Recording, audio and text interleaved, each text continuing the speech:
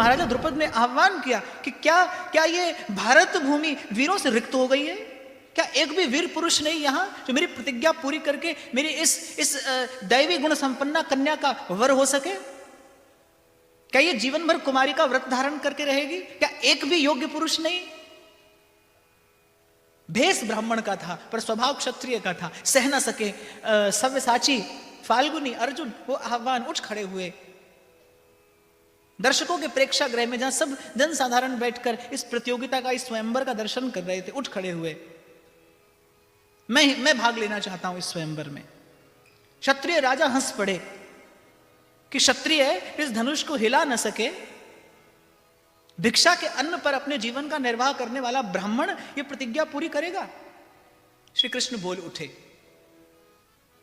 बड़ी प्यारी घटना घटी। श्री कृष्ण बोल उठे कि मनुष्य श्रेष्ठ जन्म से नहीं कर्म से होता है। यदि कोई क्षत्रिय विद्या अध्ययन करके वेद पाठ का अधिकारी हो सकता है तो एक ब्राह्मण अभ्यास करके शस्त्र क्यों नहीं उठा सकता? द्रौपदी मंद मंद मुस्कुराती तिरछे नेत्रों से श्री कृष्ण की ओर देखती है। अभी एक क्षण पहले जब अंगराज कर्ण आए थे तब आपका यह सिद्धांत कहां था? तब आपने मुझे कहा कि तुम चाहो तो सूत पुत्र से विवाह करने को अस्वीकार कर दो, जबकि अंगराज कर्ण प्रत्येक दृष्टि से योग्य हैं, वो धनुर्धारी हैं। और मैंने तो ऐसा सुना है कि आपके प्रिय सखा अर्जुन से कर्ण श्रेष्ठ धनुर्धर हैं। उन्होंने श्रेष्ठ गुरु परशुराम से शिक्षा पाई है। कि एक क्षण पहले आपका विचार कुछ था और एक क्षण पहले अब आपके मुख से ऐसा उपदेश सुनकर केशव मेरे मन में कुछ संशय है। तो श्री कृष्ण मुस्कुराते हुए द्रौपदी की ओर देखते हैं और कहते हैं, अहम भक्त पराधीन। जैसे भक्त अपने जीवन के प्रत्येक सुख का परित्याग करता है मेरी प्रसन्नता के लिए, ऐसे मैं भी भक्त के हित की रक्षा के लिए मुझे छोड़ देनी पड़े प्रतिज्ञा तो मैं छोड़ देता हूं। तोड़ देना पड़े यदि धर्म, तोड़ देनी पड़े यदि धर्म की मर्यादा तो मैं तोड़कर अपना मान टले टल जाए, भक्त का मानना टलते देखा, प्रबल प्रेम पाले पड़कर प्रभु को नियम बदलते देखा। आपको लगेगा भगवान भक्त से क्या क्या नहीं कराते, मुझे लगता है भक्त भगवान से क्या क्या नहीं कराता। अपना मान टले टल जाए। एक क्षण पहले क्यों होना चाहती हो इस सूत पुत्र की पत्नी तुम? क्या तुम सूत पुत्र के योग्य हो?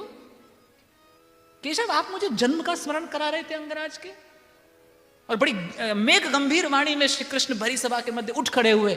जैसे ही उन क्षत्रिय राजाओं ने अट्टहास किया, अपमान करने का प्रयास किया उस वीर ब्राह्मण का, कि भिक्षा के अन्न पर निर्वाह करने वाला ब्राह्मण ये प्रतिज्ञा, ये दुर्धर्ष प्रतिज्ञा पूरी करेगा।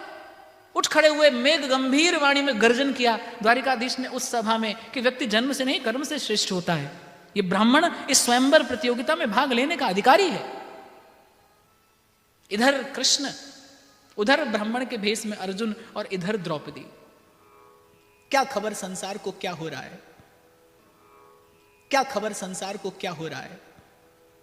वो तेरी माया का न पाया कोई पार, कि लीला तेरी तू ही जाने। इसलिए मैंने आपको अभी कहा, आप ईश्वर पर अंधविश्वास भी हो तो अंत में आप सफल हैं। आपको विजय पाने से कोई नहीं रोक सकता। एक बार ये अमूल्य संपत्ति ईश्वर के चरणों में निवेदन तो करिए। और वैसे भी जीवन जो जीने का सुख है किसके पास? उसी के पास तो है जो निर्भर हो गया है।